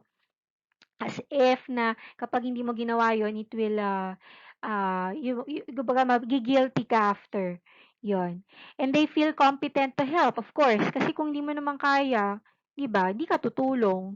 So, yon isa rin yun sa mga situational. Of course, kung meron kang extra, saka ka makakapagbigay, yan. Or they are in a good mood, that is also situational. So, depende rin sa mood nung bata, 'no, kung tutulong ba siya o hindi. And of course, the cost of prosocial behavior is small. Okay, so wala namang presyo yan, walang, kumbaga hindi siya masyadong costly. Madali lang siyang gawin, di ba? Yon. And then, another factor is the heredity or the temperament, no? Yung timpla, yan, nung bata. Syempre, kapag mahiyain, kahit gusto mong tumulong, 'di ba? Kumbaga nahihiya sila, 'yan. O kaya naman kung masyadong vigorous or energetic or something like optimistic, more likely they will help, no? They are the one who help. 'Yan. Kaya yung mga, 'di ba, yung mga leader sa sa classroom, 'di ba? So sila yung mas more likely na pro-social. Parents' influence is also a factor for modeling, discipline, and opportunities. Yan. So, kapag nakikita ng bata na ganun din yung magulang niya, na nakikita niya na tumutulong, philanthropist, philanthropist, uh, or nagvo-volunteer work, ayan. So, more likely na gagayahin nila yon, no? Kasi meron silang model, meron silang prototype of how to help another person, 'no? Yan, pina-practice sa bahay, 'di ba? Halimbawa sa mga siblings, yan. So dun pa lang, meron ng ah, influence yung parents in terms of promoting or developing pro-social behavior. Okay, another topic that is related sa preschool and early childhood is the gender roles and gender identity, no? So as you can remember in the theory of Sigmund Freud, 'di ba? This is also the time where gender is developed, 'di ba? Yung sa phallic stage. Yan. So let's take a look on the following slides. First is the social role. So, ito yung role na ginagampanan natin or yung how the society would like to would like us to behave, no? So these are set of cultural guidelines about how one should behave, especially with other people, kaya social role. So kapag pinanganak ang bata, di ba, kapag lalaki, babae, meron na kaagad na naka-assign na social role sa kanya. That's why parents are parang they are obliged or they are required, di ba, to buy boys clothes or toys for boys or for girls, 'di ba? Parang doon pa lang ini-implement na kaagad yung kung ano ba yung dapat na maging role niya bilang babae o bilang lalaki. So the roles associated with gender are among the first that children learn starting in infancy. Pero yun nga, since social nga siya, sinet lang siya ng society. So, wala talagang definite na sinasabi na ito dapat o hindi dapat. Okay? Then, we also have gender stereotypes. Ayan. So, kapag lalaki, di ba, they have trucks, they have guns, di ba, cars, yan yung mga laro panlalaki. And then, kapag babae naman, Barbies, dolls, yan. So, these are beliefs, mga paniniwala, and images about males and females that are not necessarily true. So, hindi natin sinasabing totoo ito, tama. No, ito lang ay siyempre part na siya ng culture, mahirap siyang baguhin agad-agad, no? Pero nasa sa atin naman 'yon. If we are more open, no, we are not biased, no? Pwede rin namang maglaro ng manika, 'di ba? Kahit lalaki, no? So, depende naman. But yun nga, we have these gender stereotypes, but it doesn't mean na they are true. Okay, so we expect males and females to act and feel in particular ways. And we respond to their behavior differently depending on their gender. Di ba? As parents, iba yung pakikitungo mo sa babaeng anak, iba rin sa lalaki na anak. Yan. Kumbaga, doon pa lang nagkakaroon ka na kagad ng stereotyping. Kasi nga, by culture, parang meron nang yun nga, na-engrave sa ating mind na ganito dapat sila pakitunguhan kasi lalaki, kasi babae. Yan. Kasi babae, di ba? Oh. Kaya dun pa lang talagang makikita na natin na tayo mismo, no? Kaya nga ang gender ay kino-considered na social construct. Ang sex, biological construct. Yan. Kasi hindi mo mababago yung sex unless magpaano ka yung sex reassignment. Pero yung gender is a more fluid, di ba? More fluid. Ibig sabihin, gumagalaw, nababago, namomodify, it can change depending on the development, no? Or social role or stereotype. Yeah. Okay, so eto naman yung mga researches, no, mga results ng researches in terms of gender-related differences. Kadalasan kasi ganyan sa mga research, gusto nating i-compare lagi ang babae at lalaki. Sino ba talaga yung mas magaling sa math, no? Sino ba yung mas marunong, mas maganda yung magandang sumulat o maganda yung penmanship. So we like to know because in a sense, gender or the sexes are different. They are different talaga. Oo, they are same person, people, no, pareho silang human, pero magkaiba sila because a man and a woman differs in body, physically, 'di ba, mentally, emotionally, socially. Now, although they are same human species, 'di ba, they belong to a same Homo sapien species, pero still they are different in many ways. Yan. So, tingnan natin yung iba't ibang mga researches. Sa verbal ability, sabi nila, girls have larger vocabularies than boys. You know, girls read, write, and spell better than boys. Yan. So, it can be true to some, but not to all. Okay, so pwede pa rin naman siya i-research. Yan, kasi pwede rin namang hindi naman, kumbaga hindi natin masasabing cause yung gender niya o yung sex niya, kaya siya nagkaganon. No, it's just, yun lang yung kanyang demographics, no? Part ng demographics or profile niya. Kaya kaya nasabi na mas magaling sumulat, mas nag-i-spell better yung mga girls. Hindi dahil hindi dahil girls sila. Kumbaga nagkataon lang na yun yung kanilang demographics, no? Pwedeng ganon yung inference natin doon, no? And then mathematics, ayan. So boys have small advantage ngayon, pero dati mas magaling nga daw sa math ang mga boys kaya mas maraming engineer, 'di ba? No, lalaki, mas maraming ano pa ba mga math related occupation. 'Yan. Na panglalaki, 'di ba? Pero ngayon, sabi umaariba na yung mga babae pagdating sa math. So it depends, no? Spatial ability. Spatial ito yung ano, yung magaling sa pag-analyze ng mga geometrical or distance, no, yung mga halimbawa sa architecture, yan. That is spatial ability. Geometry, yan. So boys respond more rapidly and accurately. Yan, kaya mas madaling maligaw ang mga babae compared sa mga lalaki daw. Mas madaling tumantya ng distansya o direksyon ng mga lalaki.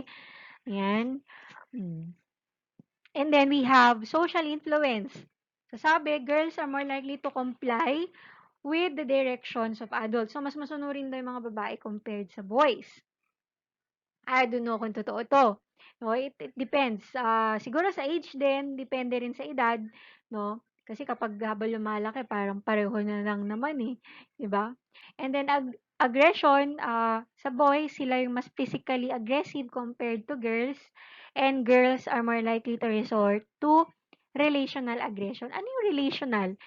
Yung relational, yun yung ano, eh, yung, may iba't ibang klase kasi ng aggression. Puwedeng physical 'no, yung bugbugan, suntukan, sipaan, ganyan. Meron ding verbal, ito yung, sigawan, murahan, masasakit na salita, 'yan. At, meron ding relational. Ibig sabihin nito, ang sinisira mo ay yung relasyon, 'yan. So, mas common 'to sa mga babae, sa mga friendship na babae. Yung bang sa Tagalog siguro parang puwede siyang ihalin tulad sa pagiging, yung mga nagtsitsismis o kaya pinaparinggan niya, 'yan, to the point na ikakasira ng relasyon nila bilang magkaibigan.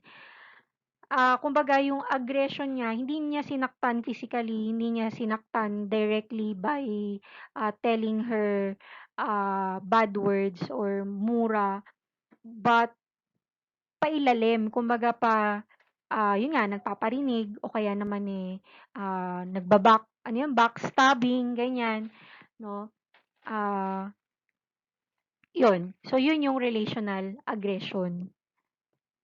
Emotional sensitivity.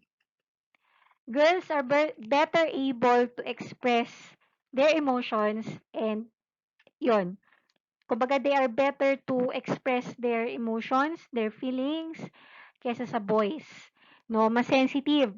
Kaya nga kapag sinabi mong, ah, ano 'to, kumbaga stereotype na rin 'di ba kapag babae, ay emotional 'yan. Alright, so ito yung sinasabi ko kanina 'no, yung relational aggression. Aggression used to hurt others by undermining their social relationship. So yun yung target niya, 'no, yun yung goal, to undermine or to, ah, ano 'to, to disrupt the social relationship that they had. So dun pa lang, aggression yun 'no. So it's also a kind of bullying 'no, relational bullying na common sa mga girls. Yan, so they may call children names, make fun of them, spread rumors about them, or pointedly ignore them. Yan, so, sa mga researches, common to sa girls, but yun nga, meron ding mga boys na ginagawa ito. Yan, so it's a form of bullying also. Yan, yung mga pagko-call ng names, 'di ba? Lalo na halimbawa, nakakatawa yung pangalan niya o kaya tatawagin mo siya sa ibang pangalan, yan, relational aggression yan. Kasi ang sinisira mo ay yung relationship ninyo bilang magkaklase o kaya magkaibigan. Yan, you make fun of them, spreading rumors, 'di ba, yung pagtsitsismis, yan. Or yung kahit ini-ignore mo lang 'no, hindi mo pinapansin, nagpaparinig, yan. So that is also a form of relational aggression. Okay, another one is the gender typing. Uh, Children learn gender roles in much the same way they learn other social behaviors. So, by watching the world around them and learning the outcomes of different actions. So, sabi ko nga, ang gender ay social construct. It can also be modeled by adults, no, to the children. And most of the time, yun nga, it is learned. Yan, oo, biologically, you are born as a male or a female, but you can learn, even though you're a boy, biologically, you can learn to be feminine or to practice female acts, 'di ba? By watching the world around you. Kumbaga nakikita mo, no? Tapos nakikita mo pa na okay pala 'yon, na masaya pala 'yon, no? Tapos na try mo and then you experience pleasure, you're happy with it. Ayun na. So natutunan mo na. So it is already a behavior learned. So may incorporate na 'yun sa personality mo, no? Yan. So that is according to social cognitive theory of Bandura and Walter Mischel, 'di ba? Kumbaga yung idea na modeling, observation, yan, we can learn through observation and of course yung nakikita natin sa matatanda. Yan, modeling. Kaya ang media ay malaki rin ang ginagampanan, no? Hindi lang yung parents. Of course, lalo na ngayon, technology-wise, internet, nandiyan. So, yung mga bata, yung mga preschoolers and early childhood, early child or early children, 'di ba? They are more prone to model the behavior and more likely the gender of other people. Ayan. Kaya minsan, kung ano yung pino-promote natin or ina-advocate natin at dahil tayo ay nilu-look up ng mga bata, gagayahin nila ito at may influence sila nung ating mga ginagawa o maging ng ating mga paniniwala. Yan. So, that is gender typing. Okay, in terms of gender identity, no, this is one of the SOGI, 'di ba? Sa SOGI, we have ano yun, sexual orientation, yung SO, and then this is the gender identity or GI, and then the E is for expression. Ayan. So, this is the sense of oneself as male or female. The sex is the genitalia that you are born with, no? The genitalia, meaning your penis, di ba, if you're a male, or the vagina, if you're female. So that is sex. That is biological. And then the gender is the sex that which you mentally identify. No, yung bang you believe, yung nag-identify ka sa male or sa female. No, it depends, subjective siya, no? Ikaw yung nakakaramdam nun, ikaw yung nag-iisip nun, not others, no? Puwedeng yung vagina o yung penis, nakita siya ng ibang tao kaya kanya dinefine as male or female, pero yung gender identity, it should come from you, no? From your own sense of being a male or a female. Yan. So, yun yung kaibahan dun sa sex. Yan. Kaya sa mga forms, 'di ba, minsan mas ginagamit na yung term na gender because we want to exercise, no, yung ating freedom to choose what uh, what gender do we think we have, 'di ba? Yan. Kasi o kaya naman pwede rin kung yung research mo naman walang kinalaman sa gender, then you can use the term sex. But it will only refer to your uh, assigned, no? Assigned biological genitalia. So, yun yung kanyang definition kapag sex. Yan. Sa ibang forms, kung makikita nyo, meron siyang sex assigned at birth. Yan. So, mas specific, di ba? Kumbaga, ano yung sex na nung pinanganak ka, ano yung meron ka, ano yung organ na meron ka. Yan. Kasi iba nagpapari-assignment. So, naiba na yung kanyang sex, di ba? Yan. Pero yung assigned at birth, no, yung pinanganak ka, yun yung original. So, yun yung ilalagay mo sa sex na portion. Okay, so that is gender identity. Okay, so, ito yung sinasabi ko kanina na SOGI, di ba? We have of course, yung sex, no, yung nakaturo dun sa part ng organ, ng sex organ ng isang tao, no, yung nasa baba. And then, the gender identity is pointed at the head, 'di ba? Kasi nga yun yung thinking, yung sense, 'di ba, of being a male or female. So you can identify with the gender you were assigned at birth or you may identify differently. Yan, kaya transgender, 'di ba? And gender expression, it is a question of how feminine or masculine you are. Kumbaga, paano mo siya ine-express yung pagiging lalaki o pagiging babae. Kasi, halimbawa, you are lesbian, no? Pero, you chose to express yourself to express yourself in dressing like a lady or a female, 'di ba? Merong gano'n eh. Lesbian siya pero nagdadamit pa rin siya ng babae, nagme-makeup, mahaba buhok, naghi-heels, 'di ba? Eh meron din naman mga lesbian na they chose naman to be masculine. They dress like a man, 'di ba? Or nagpapagupit pa nga ng buhok. Um, Gano'n siya. So, yun yung expression, gender expression. So, hindi pare-pareho, no, kumbaga hindi mo kaagad masasabi based sa expression niya na, bakla 'to, tomboy siya kasi ganito yung kanyang, pinapakita, 'di ba? Ah, ang magandang gawin, tanungin mo, 'di ba? Tanungin mo siya, anong SOGI niya?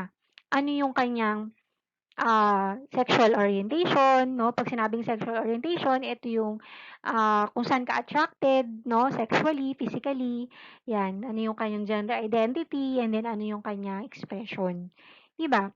Para mas sigurado ka, mas hindi ka bias kapag gano'n. 'Yan. So, that is the gender. Sex does not equal gender. Okay, but again, gender is a social construct, not a biological one. Okay, tingnan natin dito sa dialogue ni Maria at ni Juanita, 'no, kung papaano na-develop 'no, yung concept nila ng gender identity. So, sabi ni Maria, "When I grow up, I'm going to be a singer." Sabi ni Juanita, "When I grow up, I'm going to be a papa." Sabi ni Maria, "No, you can't be a papa. No, you'll be a mama." So, sabi ni Juanita, "No, I wanna be a papa." Sabi ulit ni Maria, "You can't be a papa. Only boys can be papas. And you're a girl." See, si Maria, yung kanyang konsepto ng gender ay stable. Dahil nakikita niya si Juanita na girl, so therefore, si Juanita dapat, or she, Juanita, should be a mama someday when she grows old, di ba? Pero ini-insist ni Juanita based sa kanyang feeling, based sa kanyang thinking na, hindi niya nakikita yung sarili niya as a mama or a girl, 'no? That's why, she is insisting that she wanna be a papa, 'yan. So that is how, gender identity, looks like, 'no, sa mga bata, 'yan. Kaya normal na ma-confuse sila, 'no, when they see, some LGBT individuals, 'no. It's just that we need to properly address them. We need to properly answer their concerns, their questions with regards to gender and homosexuality, 'di ba? Kaya nandito tayo as adults to guide them on how to label, how to be a pro-social, 'di ba, individual, yung hindi tayo makakasakit ng damdamin ng iba. And we should not be biased, no? Especially that we are a psychology major, we are very open sa usaping gender identity, no, homosexuality. Ayan.